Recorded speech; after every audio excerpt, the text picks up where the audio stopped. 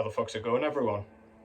Sorry about the slight delay. I just kind of got busy with work, and God knows what. I wasn't well the other day, so I haven't really fancied making one of these. But I thought I would come back today with a vid that I've had in the works for quite a while, but I just wanted to make sure I did this properly and fitted all the bands in that I really wanted to. This is going to be another kind of subjective list that I haven't done in a while, to be honest, or at least I don't think I have. Yeah, so these are the kinds of vids that kind of get discussion going, kind of makes you kind of bring forward your opinions, which I really love. I love hearing what you guys have to say. Love hearing your opinions, whether dumb or otherwise. Just makes kind of interesting conversations spark up, which I'm all about. It's one of the reasons why I love doing these fucking things. But yeah, the kind of topic that I'm going to be focusing on here is I'm going to be looking at 10 bands that have a basically flawless discography, as in they never released a bad album. And that's what I consider to be a bad album. I'd love to hear your opinions, as I say. But yeah, not every one of these bands has an amazing kind of discography across the board. It doesn't have to be pristine and perfect. But I just mean consistent. There isn't a bad piece of music in amongst it. It's just good or great all the way through. So yeah, as I say, I would love to hear your takes. I don't really have any rules for this, but I'm not including any bands that are kind of fairly fresh, as in bands that only have one or two albums that kind of started things in the mid-2010s, because that's not a fair kind of representation. I do have some bands in here that only have a couple of albums, but they're kind of distant bands from years ago that either kind of split up before they managed to bring out any kind of bad music, I guess, or bands that kind of have a proliferation of albums. They have kind of more than 2, 3, 4, and have just been consistent across the board. But yeah, that's kind of housekeeping out the way. I'll stop me rambling. This is what we've got going on in the background. This is Disaster with Satan's Soldiers Syndicate. This was put out through Metal Blade Records. This is kind of really fun black thrash out of Germany, I believe these guys are. Really punchy, really kind of nasty and raw. It's got a real punky edge, just makes you want to kind of pump your fist and bash your head. Really, really fucking good. Great riffs. Really like the production, and I really like the kind of snarled vocals that are going on here. You'll hear them in the background as we're going along, because they kind of dominate the soundscape. There's vocals all the way through this, very lyric heavy. Yeah, really good shit. If you like thrash, if you like black metal, this is a perfect combination of the two. Go and check that out. Disaster, Satan's Soldiers Syndicate. Okay, so as I say, I've got 10 bands here that I feel don't have a kind of bad piece of music amongst their discography. So yeah, I'm just going to get straight into it after a sip of this. And let's get going with the first band of the lot. So the first band that I think has a kind of spotless discography across the board is this band. This is Metallica. I'm kidding. I'm fucking kidding. I'm fucking kidding. They have some bullshit in their discography. Okay, Metallica are definitely not on here. The first band I actually want to talk about is one of those bands that only has 2 albums. And the band I'm talking about is Joy Division. So this is for those of you that somehow don't know, a post-punk kind of punk band based out of Manchester. They split up 1981-ish, I think. I could have made that up entirely, but they kind of split up, or they didn't really split up. They kind of changed the name Joy Division and went on to do New Order after the death of vocalist Ian Curtis. But yeah, only 2 albums. This one, which is their debut, Unknown Pleasures, and their second full length, which is called Closer. Both perfect albums in my opinion. They bring across the kind of sadness and sorrow of post-punk perfectly. really kind of miserable, really melancholic, lots of kind of themes of depression, kind of abject, kind of just loneliness, sorrow, any of those words, misery, joylessness, despite the ironic name, although it's a Nazi-themed name, so let's not talk about that. But yeah, absolutely fantastic stuff. If you haven't heard this, please go and check it out. This is the raw of the two. This one uses fewer of the kind of keyboard elements, very bass heavy, kind of mid-paced all the way through, really well written, really thought-provoking lyrics. It just kind of brings to the forefront what Ian Curtis was kind of thinking and feeling at the time, and that was, as we would find out later, just pure isolation, just depression, basically. And this is some of the most haunting music that has ever come out as a result. Absolutely fantastic. Go and check out their second album. It's a bit more poppy, a bit cleaner.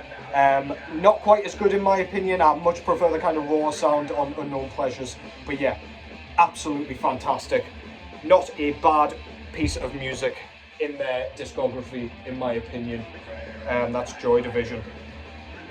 Alright, second band that I want to talk about. This one was always going to end up on here. This is always one that was going to end up in the comments if I did not add them. This is Death, out of Florida. Pretty much the death metal band for me.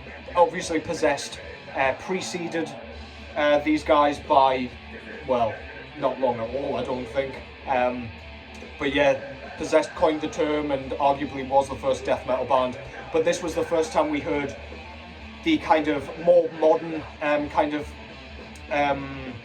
incarnation of death metal.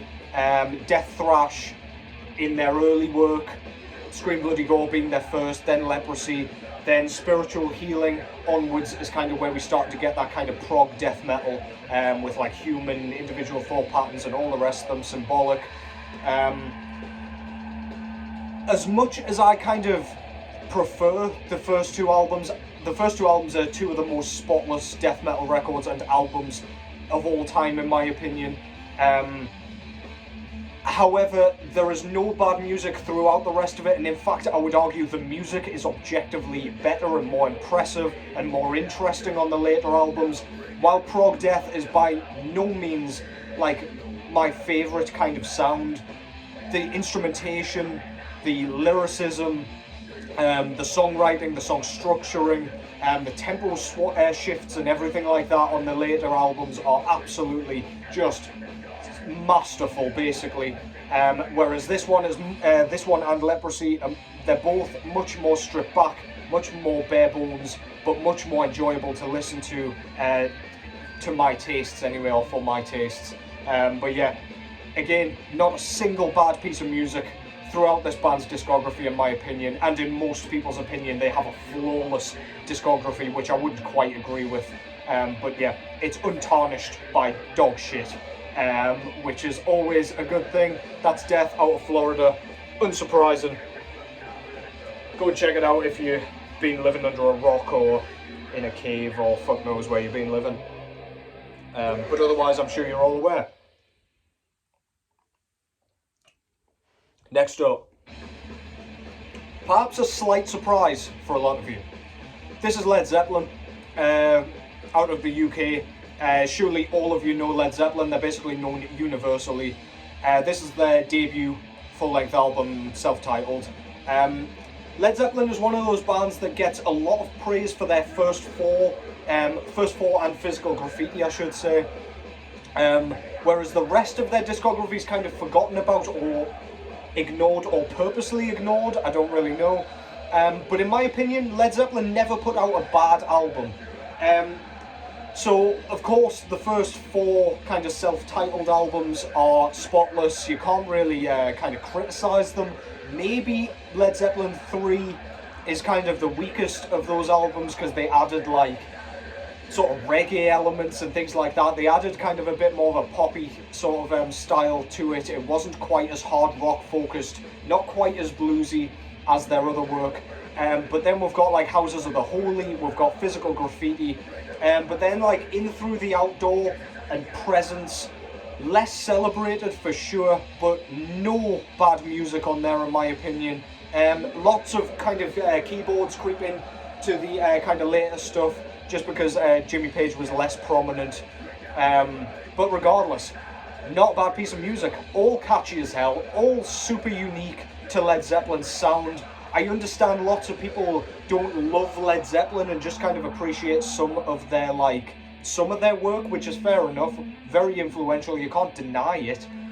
But yeah, for me, their discography throughout is absolutely brilliant. Even the kind of compilation album Coda has some splendid tracks on it, and they're kind of throwaway B-sides, which just kind of got compiled into an album.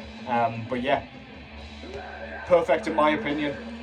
And when I say perfect, I just mean nothing kind of cropped up in amongst their discography that made me want to vomit all over my record player. Led Zeppelin. It's nice to be able to add some rock bands into here, because I mean, bands like AC/DC, whilst they're consistent, I do feel like there's lots of filler in their discography, whereas Led Zeppelin, I don't really get that feeling.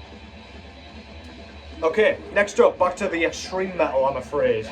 If you were craving something slightly lighter, no can do. Next up, I've got Finnish death doom band Hooded Menace. I did not realise how glossy this cover was until I just pulled it out there, but never mind, you just know what the album cover looks like roughly. This is their latest full-length album, The Tritonus Bell. But Hooded Menace is one of those extreme metal bands that has, I think this is their 6th album if I've counted those correctly, there or thereabouts at least. And every single one of those albums is like an 8 out of 10 at least. Now, Never Cross the Dead, Fulfill the Curse, those 2 albums are my favourites of this band's discography, the first 2 albums. But everything after that, just fantastic. Everything has been great. The latter 2 albums don't have Lasse Pico on. I always whinge about that. He did vocals on the earlier albums. But he still does the riff writing and everything on the newer albums, so they're still flawless, because he's just a master songwriter, master riff writer. Some of the catchiest extreme metal you will ever hear. Just want to make you groove to the fucking tunes. They just kind of make you zone out and get into the world of Hooded Menace for each kind of 40-ish minute sort of stint. And yeah, they don't let go once they kind of grab a hold of you. Absolutely fantastic. As I say, every album's been great. Even the kind of demos and the splits that they did, like the one with Loss, for example, everything has just been haunting, melancholic, atmospheric, memorable. Yeah, not a single bad thing to say about this band's discography, and yeah, one of the most consistent bands in death metal and in extreme metal for me. Absolutely fantastic. Can't wait to see what they do next. This, incidentally, is my least favourite of theirs so far, but that takes nothing away from this album as a kind of piece of art. It is absolutely wonderful. Go and check them out if you've been sleeping on them. There's plenty to sink your fangs into. One of those bands that I can just say, just listen to any fucking thing out of their discography or back catalogue, and you'll find it something to enjoy if you like the style. So yeah, go and check that out. Hooded Menace. Goddamn. Ranting and raving myself into a sore throat here. Okay, next up is a band that didn't come to mind straight away when I thought about the kind of theme for this vid. But undoubtedly, they were going to end up on this list once I saw them in my collection. This is Archbold. This particular album is the Luciferian Crown. This was not their last album, but the one before. Kind of bestial black metal, black and death metal, but Archbold, unlike bands like Beherit and Conqueror and Revenge and bands like that, Weregoat, have a sort of style that just kind of sticks in your head, super catchy. They use this style where they kind of utilize those blistering kind of caveman blast beats where they're not like super fast, but they're kind of really bludgeoning.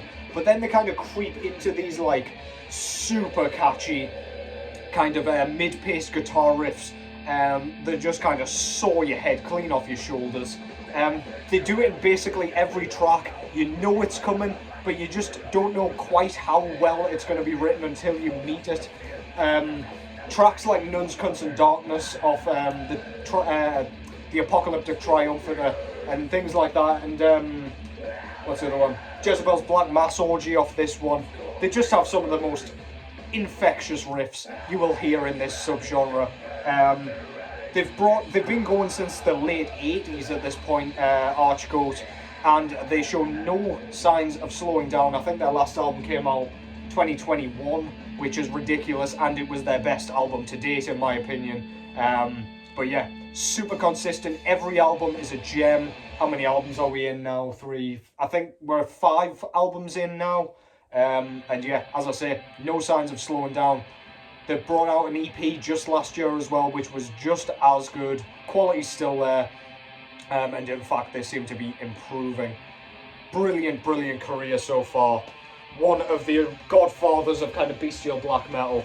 And yeah, as I say, no spring chickens, but they're playing like they are.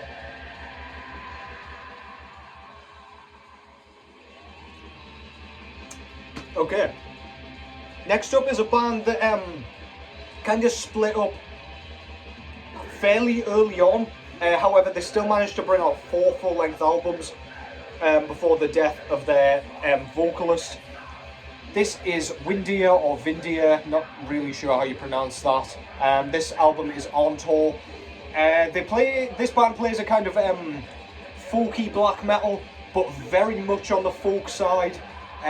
There's lots of emphasis on kind of Viking kind of themes and things like that. There's always these kind of folkish, catchy as hell passages. Arntor, a warrior, on this particular album just has such a memorable kind of catchy folkish moment that just sticks in your head. Really, really infectious, really kind of contagious. But then it's of course got those kind of plodding, galloping kind of black metal sections that maintain the kind of ferocity and the harshness that you really crave in your black metal. This band's always had kind of a tendency to lean on slightly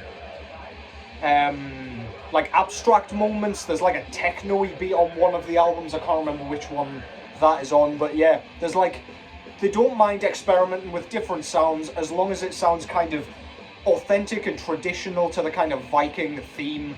And yeah, all the way through their 4 albums, they just managed to capture pure gold, fire, whatever you want to call it. Absolutely brilliant stuff. 4 albums and 4 albums of absolute gold. Perfect. Windier.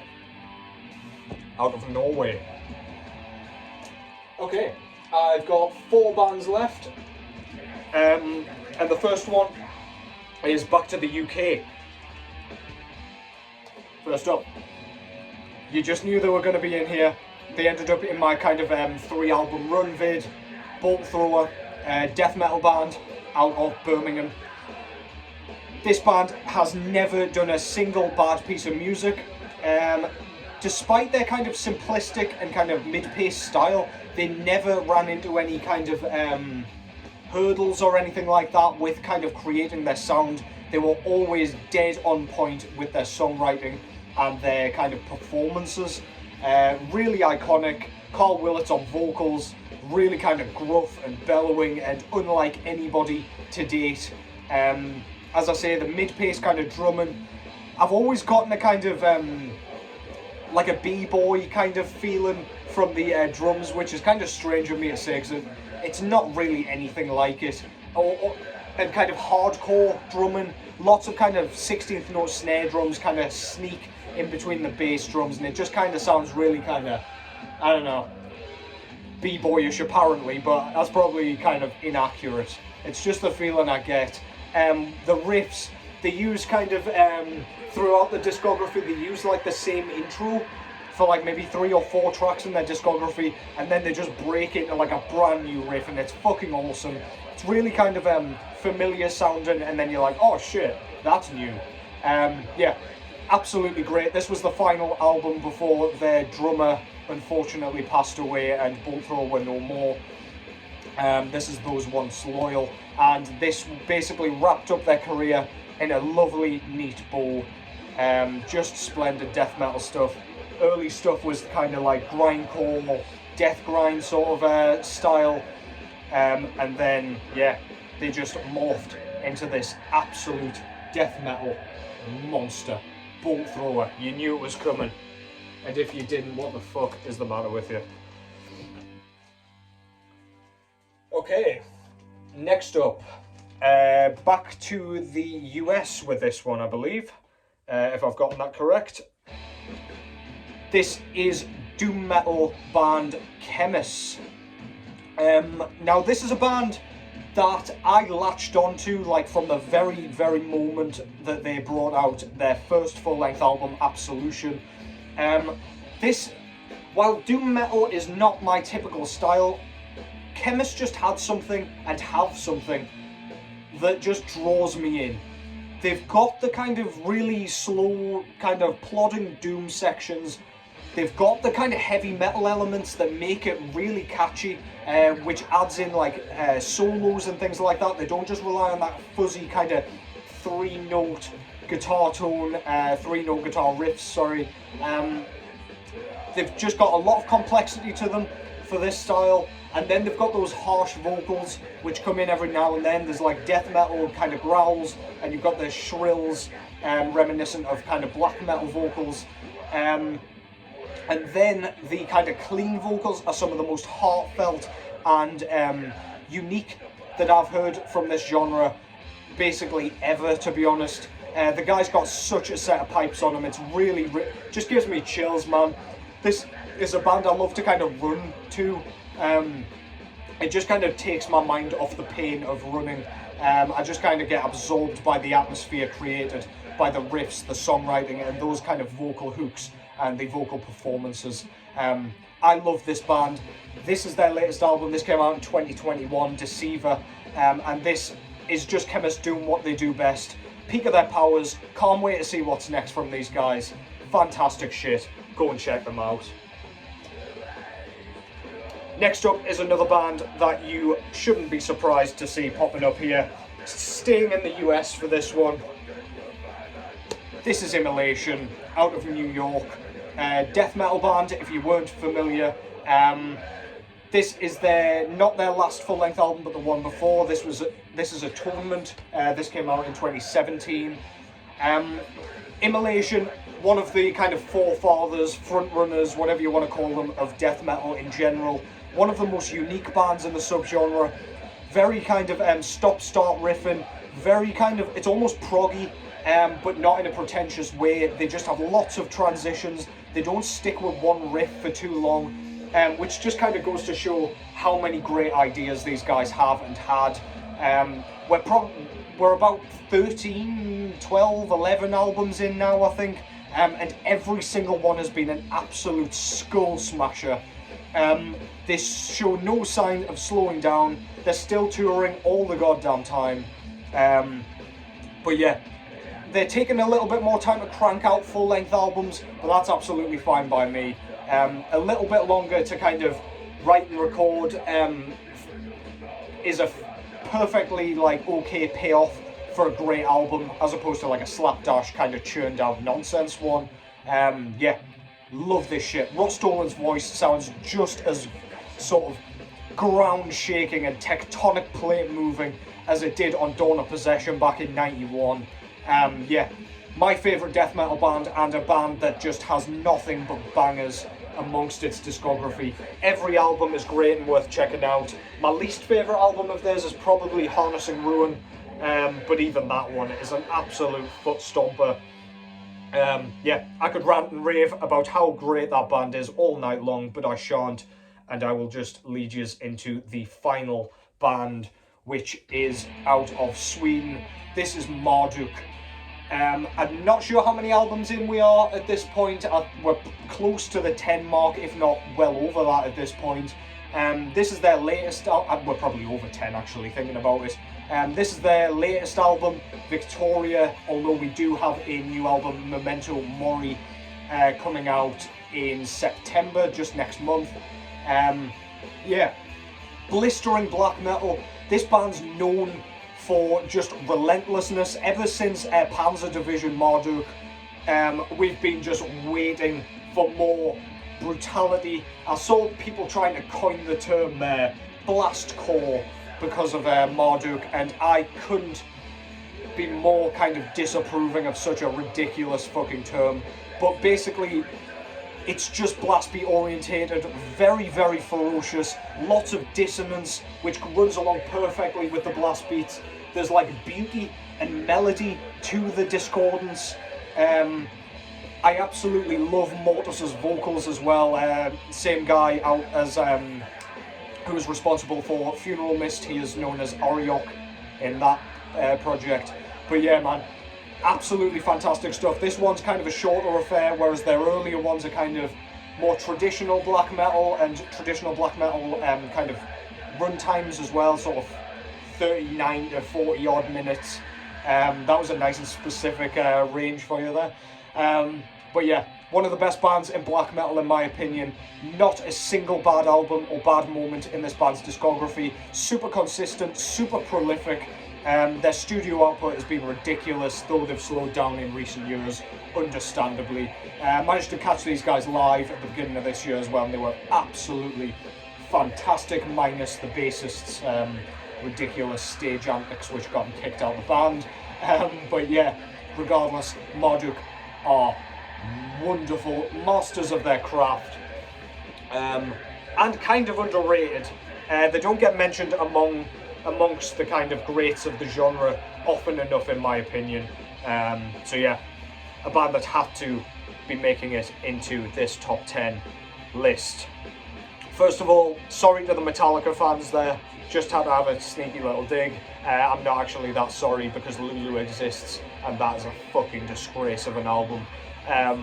Yeah, I hope you kind of got a bit of inspiration to go and check out these albums again, or kind of delve a bit deeper into these bands' catalogues. Maybe check out a couple of the kind of non-metal kind of inclusions in that list. But yeah, let me know of a few of your bands, or a few bands, sorry, in your opinion, that you think have flawless discographies or like untarnished discographies. I'd love to hear it.